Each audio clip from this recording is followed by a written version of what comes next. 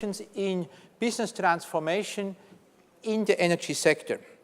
So today the topic of Philippe is how to achieve high.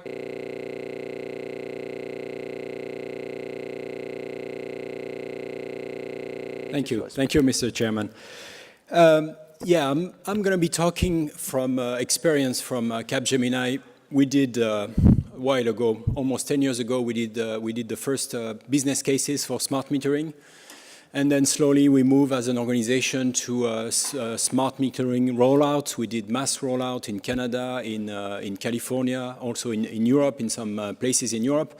And now we do, as an organization, we run on behalf of our clients as a service provider. We run smart metering organizations. So we have, I would say, not the full view, but we have some level of experience around how to run a smart meter network organization. So let's. So we just going to touch upon briefly about what it is basically, that concept and that location in the industry, and then how to reach 99% service level with mass implementation. So we know from G3 that it's working, so great, fantastic. So now we need to think about G3 everywhere, probably, at least for Europe. And then we will talk about operating challenge. And really, I'm going to just stress the business case. We know that business case in smart metering is light green or sometime light red. And my presentation will be to make sure that it will not become red. Because, I think this industry is under cost pressure. We want to make sure that this technology improvement will come at lowest possible cost. Just a very quick snapshot of the change in the industry. We are moving from a very vertically integrated industry to a much more fragmented, digitally enabled industry.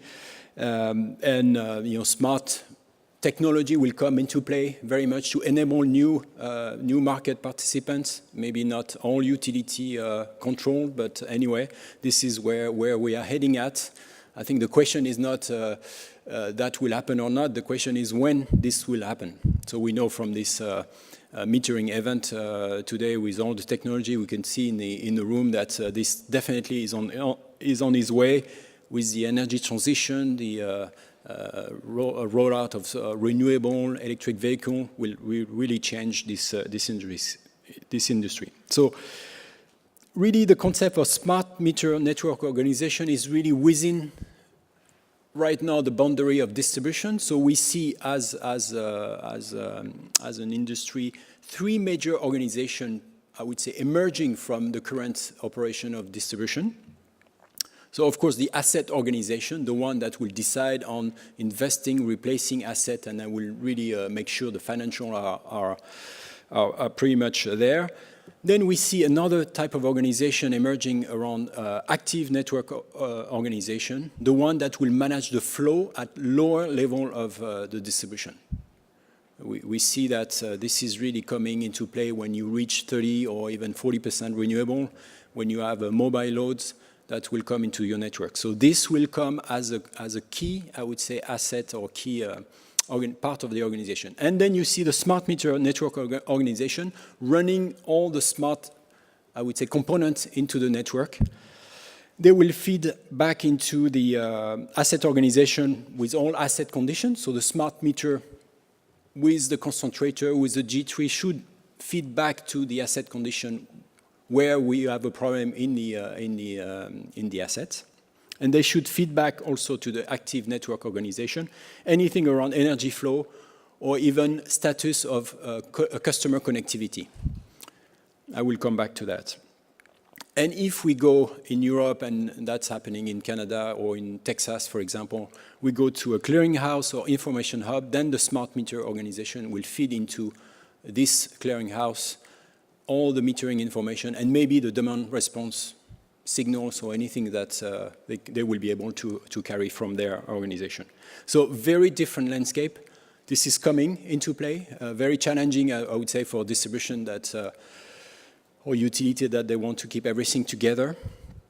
And what I want to stress is those three organizations run on separate set of capabilities, and the underlying, I would say, success factor will be how to assemble those capabilities for the organization. Now, I think at the end of the day, we want to achieve very cost efficiency, and we want to achieve customer satisfaction. Those two things, we should have that in the top of the agenda, and you see on the right-hand side of the chart some element coming from our DNO distribution benchmark, cost benchmark, so we know exactly where we stand in Europe, for example, in industry. We have NL that released some information a few months ago in a presentation. So you saw NL from 2001 to 2011 with their smart metering program and smart grid program. They improved drastically, not only the cost of the euro spent per customer managed on the network, but also their customer connectivity as far as minutes of interruption. So this chart should be the guidelines for any type of implementation of technology in the network. At the end of the day, we should have lower costs and we should have better customer connectivity. That's the end of the day. And we have the paradigm shift. This will have to happen with managing decentralized generation, with intermittency, so the active network organization. We should have connected objects that will come to the network that we'll need to manage. G3 will be fantastic. We have a large bandwidth, so we can have many objects that we will be able to manage. We have online customer with smartphone. Why doing moving, move out with complex processes that will take a week or even a month? You could do it maybe on the smartphone within seconds. So the networks will need to adapt on that. We have connected workforce. There's no problem today to have iPads and bring all the information to the workforce to be able to be efficient on the field. And we have a 64 bits revolution that will lead to in-memory. And so we can have real-time processing of information to any data we want, and we have big data analytics. So everything is there. We know what we have to achieve: cost reduction, or cost efficiency, and customer connectivity. This is the game. So 99% plus. That means a consistent level of performance within your smart meter organization. So the reality is, if you look at mass rollout, the one that have deployed more than 1 million meters, basically is hard time, very hard time to manage that level of performance. Very hard time. Not all the time you get 99%.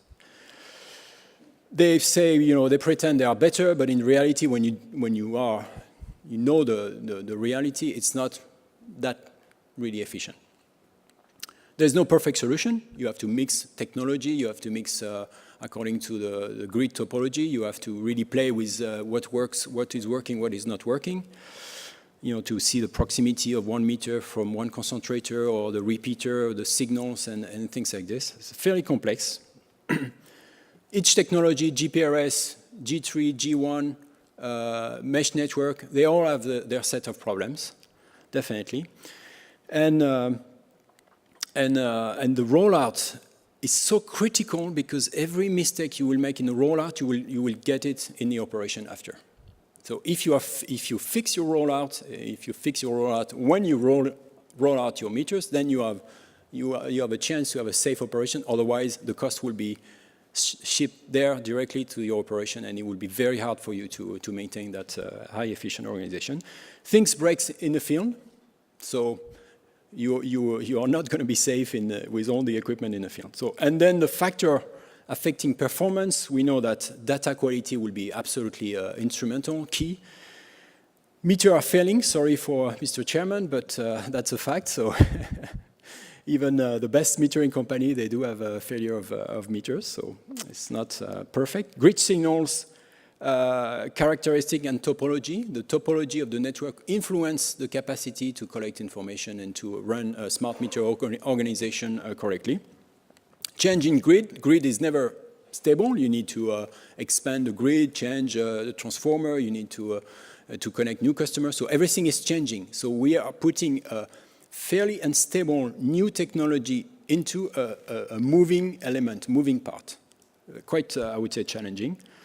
disturbance, load situation, and so on. Central system performance, and most important also ability to keep up field work. You will see that field work is very essential, as you need to be error-free during installation. Field works are very important.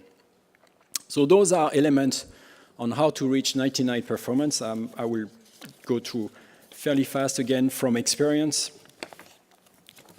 It's better, as we saw with NXIS, you start up with a small test installation, live in situ, to make sure that whatever you have observed or tested in the lab will be actually happening in a real situation. So every time, don't go for mass rollout without having a smart lab in situ where you have friendly customer, you could go and knock at their door and check what's going on. So even if you have to run 200 or 1,000, but just do it, because otherwise you will never be able to see your real network situation.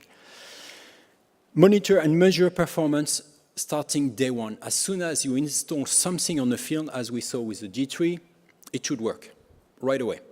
Otherwise, you are shifting problem to the operation, and that's very, very bad, I would say, bad move. So make sure it works right away. If it doesn't work, go and check it. That's the only point. Then we work as Capgemini. Now we work constantly with cleanup team. So as soon as you install something, a week after, you have a cleanup team that is making sure that everything is running from end to end seamlessly. Because even if the discovery process is okay, then you may have problem after operation.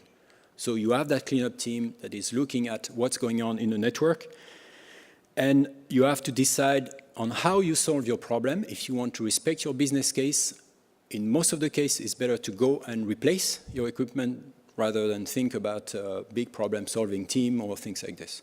You go and replace directly. Costs less. Equipment costs less than labor or any kind of human intervention. Have robust technology, use alternative, because nothing will work perfectly. Some GPRS provider works better in certain situations than other one. Is very subtle, very amazingly subtle. Maintain a lot of field work throughout the lifetime of assets. So this is a very bad news for the business case, because we thought at first that we could almost eliminate all the meter readers and field operation. The benchmark we see so far is not really true. So you have to really revise your benchmark to make sure that you maintain enough field operation on the ground to be able to fix assets and correct and make sure that things are operating correctly. And then have detailed installation instruction for work in the field. You cannot leave any detail unattended. And usually what we see in mass rollout is the first 3 to 5 weeks of installation, it works fine because everyone is trained, they pay attention and everything. The problem comes after the 6 weeks because the installers are used to doing things, so they don't pay attention, and then we start having error in the installation. So it has to be error-free. 6 Sigma in installation process. And I think this industry, just as a challenge for the question maybe, this industry has not been used to run 6 Sigma processes. So at least the 6 Sigma processes should be in the installation, otherwise you will never have a green business case, never, never. Do rollout in manageable piece, and we see right now in large implementation, regionalization of the operation, making sure that you bring back to a manageable size. You have an owner of that manageable size, and he's looking after all the problem into that area. Otherwise, you are loaded with problems in any kind of situation. Don't rely much on alarms and alerts. It's too much information. You will not see what's going on really. Know your asset. This is, again, a big challenge because I'm not sure the utility will know perfectly the asset, the grid, what's going on in the transformer, the lines, the feeders, and everything. With that level of operation, you need to know your asset really well to see what influences what and what is on your field.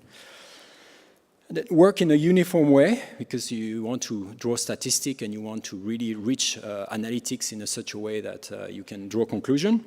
and use sticks and carrots for all parties. Otherwise, you will, as a utility, you will keep all the responsibility to yourself and not incentivize enough the subcontractant. Just as few things just around operation, I'm not going to cover that. It's a very complex process to align, so you need to go from supply chain to field operation to contracting to customer service and everything. Very complex. But at the end of the day, I think we need to bridge the gap between the current, I would say, situation in the utility. The current situation is run separately, OT, or SCADA system, everything that is close to real time, and separately the ERP system, GIS system that mostly run on batch and run on stored data. So on the top part is do you store your data or not, and on the bottom part, you don't store the data and you have real time and non-real time. So this is really the reality in most of the utility we see. It's two separate worlds where you have the SCADA and then you have the ERP working fairly separate, and then you have the business manager and IT manager running separately. Now, if you take all the things we discussed about smart metering network organization, it's another story. You need to move to this type of chart where, according to the level of efficiency of your smart meter organization, you will need to install, I would say, a very service system on top of your SCADA or control room, which will manage events, complex event processing. They will feed the in-memory to be able to really analyze almost on real time, considering what I know from your asset, considering what I got of alarm and signals from your metering organization, metering assets, then maybe you should look at this specific issue. We should have trends, we should have analysis around different climatic situations, for example. In some cases, it's very sensitive. And this will need to be implemented as technology. Otherwise, no way you can run millions smart meters operation with 99% efficiency. No way. And then you see the ERP, and that's a natural trend, going into more real-time treatment, processing. And of course, if you are running a very efficient network operation, then you need to link your event, what's going on in your network, to your process. Either a supply chain, field operation, or any kind of processes you may have. And your process will come almost on the fly, driven by events, and it will be extremely lean. Okay, I need to send a field force there because, yes, I need to make that investment, and it will be replacing this part because I don't want to worry about whether this part is working or not. So the supply chain should come directly, the material should be tested, and then we'll install that part directly. The big data element will come into play. And you see that according to the level of efficiency, if your smart meter network organization is running also the demand response program, then you need a fairly efficient real-time system. If you want to send a signal to curtail 100,000 of boiler, for example, you need to make sure within a minute that, yes, this level has been reached. And so you need to run this type of IT system. So we see the technology coming together with the business in delivering the service. And we see the OT, IT integration in doing that. So as a summary, because I didn't hear the bell yet, but I'm close to it. Few takeaways. So SMNO, it's a proxy for what we call the future of digital utility. I think this is just an example of where the industry will go to. Because sensor technology will be available, because in-home technology will be available tomorrow, will manage usage and not anymore meter information. So this is really the future of digital technology. We have in our stand, in Capgemini stand, we have an invitation for a conference that will be given in Europe, in the US and in Europe very soon, with a partnership we have with the MIT in Boston around the concept of digital transformation and digital utility. This is really, we say the next frontier for this industry is to really become fully digital. So SMNO, it's just a proxy. It's just, I would say, a little training for being fully digital. Great operational challenge. So the central team and field operational team will have to work totally connected. So yes, in a smart meter operation, we'll still have field operation. Fairly important, I would say. It's probably bad news again, as I say, for business case. And central and field operation will have to work very closely. No more sending orders and then when we have time doing the scheduling, we can dispatch the crew to the field. No, it's just online.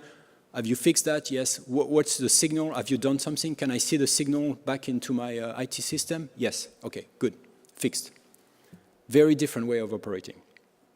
And the process will become digital and lean, as I said, event-driven, and everything from supply chain, field operation will have to be very, very, very lean.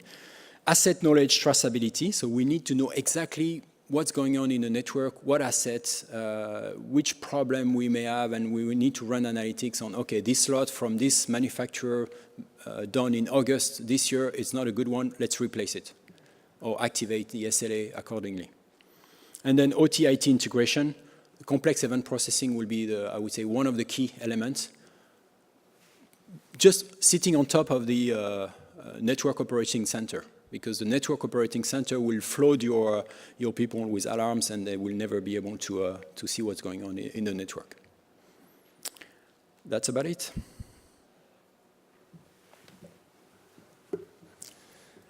Thank you very much. I'm not sure if you have now motivated the audience or if you're going to scare them away. Are you still alive? Silence is But I'm sure impressive. Capgemini Consulting, so if somebody is scared now of such a project, they can come to you and say, I want to have a unit of project management, right? And I'm sure, yeah, we'll very be happy about that, but more happy with, happier with question if you have.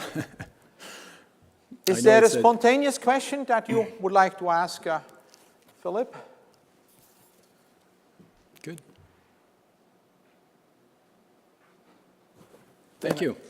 I think we have. Thank you very much. The biggest shock for a host is